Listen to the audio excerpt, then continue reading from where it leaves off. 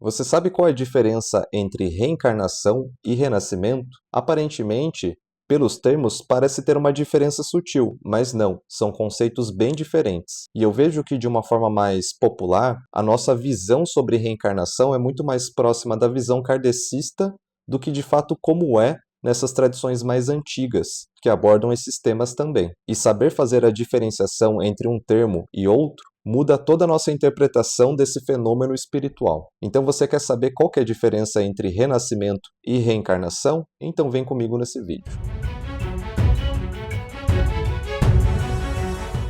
A crença do que irá acontecer após a morte é cercada de mistérios e é presente em várias tradições, e cada uma vai ter uma interpretação e uma crença de como isso irá acontecer após a morte do nosso corpo físico. Algumas tradições acreditam de que não irá ter uma continuação após a morte, de que não há essa possibilidade da gente retornar à carne, um corpo físico, sob uma nova condição, sob uma nova vida, onde a morte ela é entendida como um ponto final ou um ponto de transição para uma outra realidade. E existem outras tradições e crenças que dizem que sim, que a gente tem a capacidade e pode retornar à matéria mediante algumas condições e circunstâncias, onde cada uma vai ter as suas particularidades, explicando como isso acontece e o porquê acontece. Então, nesse vídeo eu vou trazer alguns exemplos e pontos de vistas de algumas tradições, só para a gente entender um pouco sobre como esses dois conceitos eles podem ter interpretações bem diferentes em tradições distintas. Então, primeiro vamos à explicação dos termos. O que seria, então, a reencarnação? O termo significa literalmente retornar à carne, ou entrar na carne novamente, que no caso seria num corpo físico. E uma das particularidades da reencarnação é a crença de que existe um eu fixo, um indivíduo, alma ou espírito que irão habitar em um corpo físico, onde o corpo físico seria uma espécie de veículo, onde nós iremos realizar eventuais trocas. No grego, esse termo é chamado de metempsicose, que é um termo que foi atribuído por Pitágoras,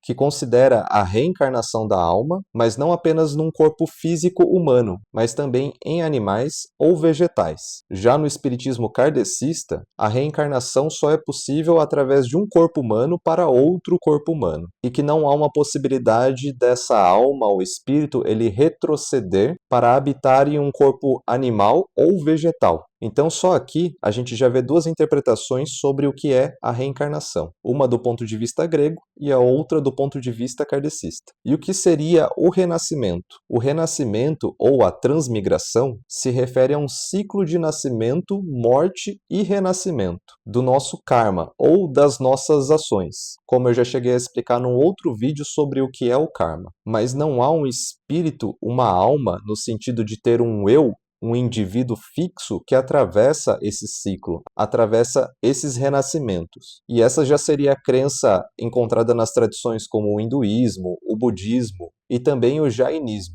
que são tradições orientais. Por isso, podemos renascer em diversas outras circunstâncias ou até mesmo formas, como pessoas, animais, vegetais, minerais ou até mesmo objetos. E este ciclo ele seria conhecido dentro dessas tradições como a roda de Sansara. Então, não.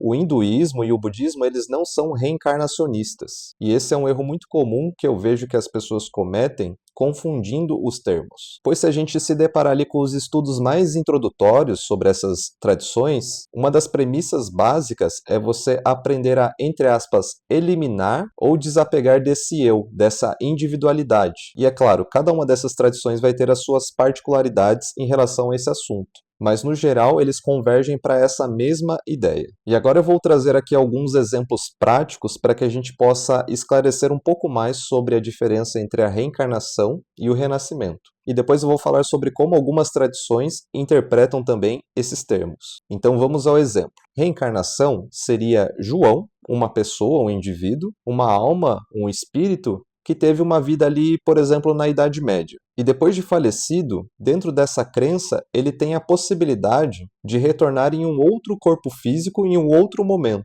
para continuar a sua história e o seu processo evolutivo. Por mais que, nesse novo corpo, ele não seja reconhecido como João, mas ele terá a mesma personalidade, as mesmas tendências, desejos, temperamento, valores e comportamentos. E a partir dessa nova vivência, ele irá continuar a sua jornada. Em termos práticos, seria, por exemplo, vamos dizer que João, ele é funcionário de uma empresa X. Ao sair dessa empresa, ele começa a trabalhar numa nova empresa, com um novo crachá, uma nova identificação, um novo uniforme, e ele pode exercer a mesma função ou até mesmo uma nova. Mas ainda assim, ele não vai continuar de deixar de ser João. Agora, já no Renascimento, João como indivíduo teve, por exemplo, ali uma vida na Idade Média, e depois de falecido, não há mais João, no sentido de um indivíduo que permanece. Apenas as suas ações permanecem vivas, e é elas que continuam nesse ciclo. E essas ações, por semelhança e afinidade, irão renascer em uma nova forma de vida.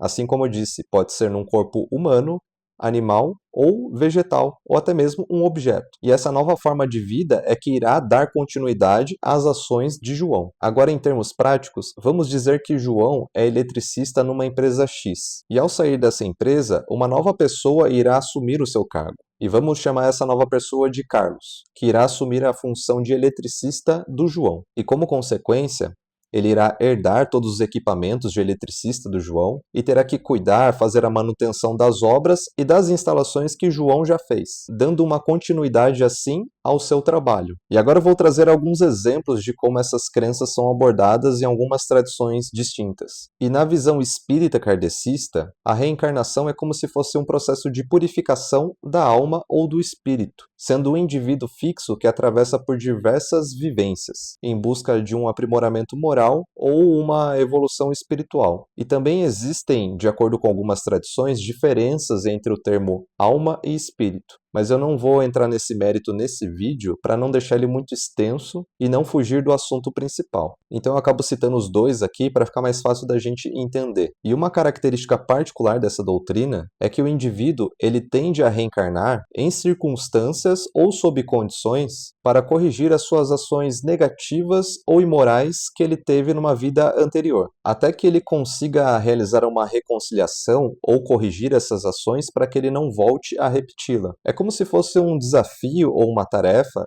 que enquanto você não cumpre ele, a tendência é você continuar retornando aquilo até que você possa cumprir aquele desafio. E tem até alguns exemplos clássicos também sob essa visão do espiritismo kardecista, de que você não nasce por acaso numa determinada família, por exemplo. Essas pessoas muito provavelmente foram do seu núcleo familiar em uma outra vida, mas é claro, em uma outra configuração. Então, por exemplo, o seu pai não era seu pai, ele poderia ser seu irmão, seu primo, a sua mãe poderia ser sua tia ou até a sua própria filha, mas enfim. Ou até mesmo também grandes amigos ou inimigos, para que haja um apoio ou um ajuste a ser feito nessa relação. E é claro, eu estou generalizando aqui, mas é só para ilustrar. Então, geralmente, a pessoa que você tiver alguma aversão inexplicável, sem motivo, mesmo que não seja da sua família também, muito provavelmente você pode ter tido uma grande desavença com essa pessoa em outras vidas. E que a relação que vocês têm nessa vida agora é para que haja um aprendizado, é para que haja uma correção. Ou até em outros casos, como a maioria, ou se não todos os eventos estão interligados com as outras vivências, se uma pessoa te assalta e toma algo de você nessa vida, ela pode estar te assaltando nessa vida porque você tirou algo dela em uma outra vida. Ou existem casos de histórias de pessoas que dizem que, ao acessar suas vidas passadas, eles foram algozes em outras vidas, e seus subordinados eles retornaram como chefes ou figuras de autoridade na sua vida. E, dentre outras situações e histórias até um pouco mais delicadas, que envolvem crimes hediondos, abusos, ou até mesmo doenças e etc. E você permanece nesse ciclo de reencarnação até que haja a resolução dessas questões que precisam ser desenvolvidas em você. Senão, essas situações continuarão se repetindo e se estendendo em outras próximas vidas, e de formas e configurações diferentes. E dependendo do seu nível de desenvolvimento moral ou espiritual, ao desencarnar, que seria esse período de transição entre uma vida e outra, você pode passar por um determinado período de tempo em algumas regiões astrais, que são locais nos planos espirituais, e um deles é conhecido como umbral, que é um local onde há um grande sofrimento e desequilíbrio, para que você possa refletir sobre os seus erros. Parecido com a ideia de inferno do cristianismo, mas sendo como um lugar de passagem temporária e não permanente. Agora, na cabala judaica também existe essa ideia de reencarnação, mas funciona de uma forma um pouco diferente, que acaba diferenciando da visão espírita. Na cabala, a reencarnação acontece para que uma alma ou um espírito possa realizar aprendizados para o seu desenvolvimento,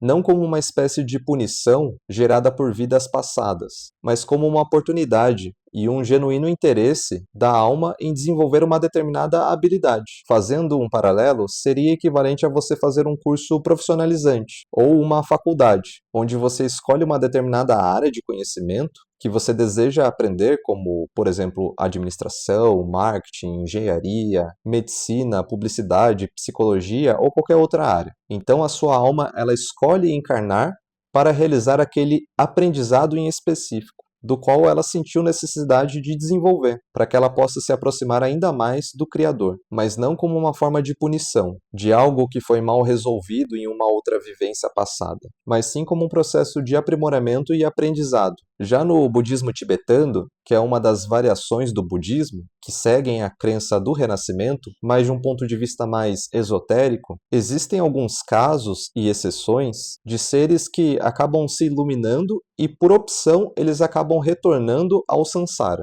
que são chamados de tulkus, que seriam mestres espirituais, que tiveram alto grau de desenvolvimento. Também são conhecidos como lamas em sua tradição, assim como o próprio Dalai Lama. Então, se você não sabia, Dalai Lama não é um nome, mas sim um título. E esses mestres, eles escolhem onde e quando renascer, mas não porque há uma necessidade, mas sim para uma contribuição com a humanidade. Que nem o próprio Dalai Lama atual, ele é reconhecido como o 14º renascimento do Buda da Compaixão. E existe todo um processo bem criterioso para identificar o renascimento desses mestres, geralmente envolvendo ali cálculos astrológicos e testes como de apresentar objetos, pessoas, para que essas crianças eles possam identificar e que seriam pessoas próximas ou objetos utilizados em sua vida passada. E assim eles juntam e colocam esses objetos no meio de vários outros para que essa pessoa, se ela for de fato ali esse mestre renascendo, ela consiga identificar qual que foi o seu objeto utilizado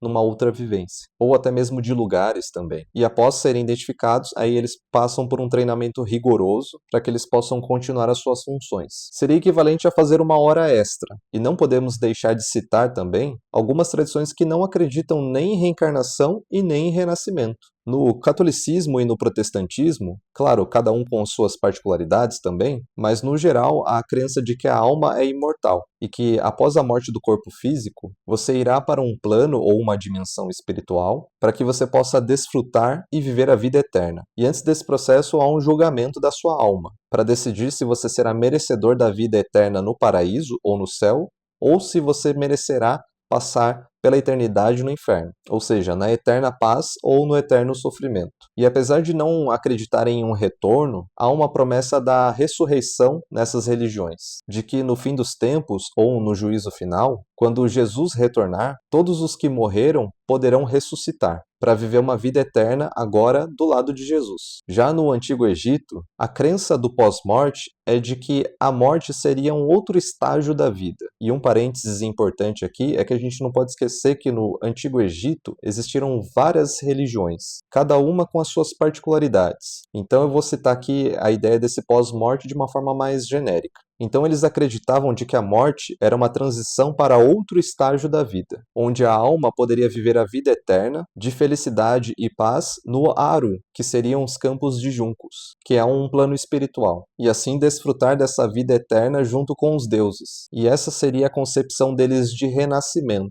mas não de renascer num novo corpo, independente de qual seja, mas de renascer nesse plano espiritual. Mas antes disso, o coração da pessoa era pesado na balança de Maat, que é a deusa da justiça, para descobrir se a pessoa tinha sido justa ou não durante a sua vida na Terra. E caso não tivesse sido justa, ela seria devorada por Amit, que é um monstro com cabeça de crocodilo, corpo de leão e traseiro de hipopótamo. E se fosse o caso, aí a sua alma deixaria de existir. E outro detalhe importante é de que haviam procedimentos, conhecidos como os rituais fúnebres, que eram realizados para propiciar uma boa transição para o outro lado. E essas práticas são uma compilação de feitiços e rituais que os egípcios utilizavam, que foram registrados em papiros. E hoje a gente pode identificar alguns desses papiros num livro que a gente chama de O Livro dos Mortos. E nesses papiros continham informações e instruções não só de como preparar o corpo das pessoas falecidas, mas também instruções de como adentrar o mundo dos mortos, ou o Duat, que seria esse intermediário entre o plano terrestre ou o Aru,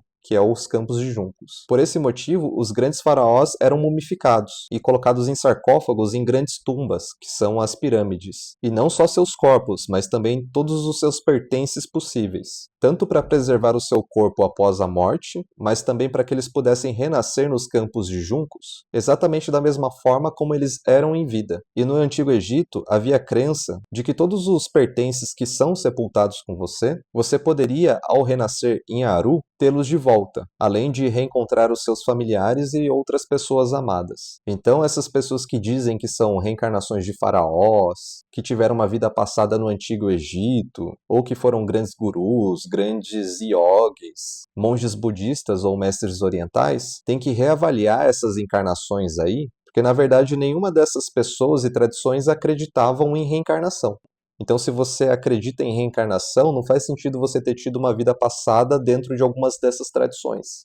E essa ideia de reencarnação generalizada que nós temos aqui no Brasil tem uma influência muito grande do espiritismo kardecista. E para quem não sabe, o espiritismo ele foi desenvolvido ali no século XIX, no ano de 1857, mais ou menos, na França. Ou seja, é uma religião bem recente, que tem aproximadamente ali 170 anos e que é muito nova comparada a essas outras tradições que são milenares. E como pudemos ver aqui nesse vídeo, que não condiz também com a perspectiva dessas tradições de reencarnação. E aí, deixa aqui nos comentários, você acredita em reencarnação, renascimento ou nenhum dos dois? Compartilhe aqui comigo. Se você gostou desse vídeo, deixe o seu curtir, se inscreva nesse canal e compartilhe esse vídeo com seus amigos.